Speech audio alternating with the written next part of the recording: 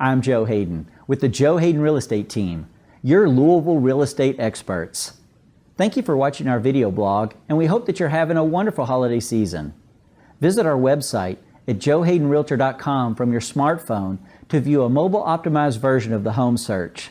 This can be very helpful if you're in your car driving around and you happen to see a home that interests you. You can pull up the photos and the listing description to help you determine if you want to schedule a showing for that home to view it in person. Today, let's talk about listing and marketing your home, and specifically the concept of removing objections. The concept of removing objections is very important for you to understand as a home seller, because in this day and age, a home buyer is searching for and creating a relationship with a home in a very different manner than they used to, even in the recent past. In this day and age, a home buyer is not going to just jump in the car and come see your home without first researching and finding additional information about your property. That's going to include very nice listing photos, possible walkthrough videos, property data, sales data, crime data, neighborhood data, you name it. If it's available, they're searching for it and going to find it. And they're basically doing that to save themselves time. It's very understandable with the advent of these technologies. But what that means to you is you have to understand when a home buyer shows up at your home, they've already made a decision that they're willing to buy your home. They're just looking for a reason not to, basically, at that point in time. And as long as your home appears in person as it did to them online, it's very likely you're going to get an offer, and you may very well get a good offer out of those buyers. From a seller perspective, keep this in mind. The pictures that buyers look at when they look at your property online, while they may be excellent high-definition photos, they're not going to show great detail about the property. Detail that you would see if you walked up to the property and stood next to it, or walked in the individual rooms and stood in those rooms and looked yourself. Things like chipping paint, weeds in the flower beds, worn carpet, worn flooring, damage to windows, missing caulk, etc., is not going to necessarily show up in the photos. And that means you might have a home buyer who's completely fallen in love with your home and feels great about your property, only to show up to the property and maybe find some defects or damage that are readily apparent when you view the property in person that they did not see in the photos. And you can imagine the disappointment of a home buyer if they find that when they come to view your home.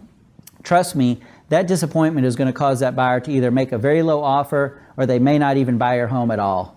So it's very important for us that we understand that removing objections in the property is going to go a long way towards marrying what the home buyer sees when they come to the property with what they see when they've done their research prior to coming to the property. There's several things that you can do as a home buyer to help remove objections, and in fact, I'm going to give you 3 tips here. Tip number 1 is perform preventative maintenance. It's very important that you take your seller hat off and put your home buyer hat on and go around your home, both interior and exterior, and look around for some routine maintenance items that may need to be completed. It could be peeling, chipping paint, missing caulk, windows that don't open and close, doors that don't open and close, flooring that's worn, weeds in the flower bed, you name it, whatever it is, especially if it's inexpensive, go ahead and do it. That's going to help keep those positive feelings going when a home buyer comes to view your home. Second, just as if you're going to sell a car, you would go out and have it detailed prior to marketing that car, you're going to want to make sure you deep clean your home prior to having home buyers enter your home. You'd be surprised the difference it makes to have the baseboards clean, the bathrooms clean and shiny, the floors clean, everything smelling nice, looking great. That goes a long way towards attracting a buyer to your home. The third thing that you're going to want to do is depersonalize and declutter the home. When you live in a home for a long period of time, of course, you begin to spread out and fill all the available space in the home, and that's natural and normal. But when a home buyer comes in your home, they're going to want to be able to visualize their own things in the home, plus they're going to want to be able to feel welcome in the property. And if it's cluttered or if they're having trouble moving around in the property, they may not feel welcome. By decluttering and depersonalizing, that's just taking one more objection off the table and giving the buyer an opportunity to create a relationship with your property that's hopefully going to elicit a nice offer out of those buyers. I hope that you found the concept of removing objections an important one, and one that's useful for you as you prepare your home for listing and marketing.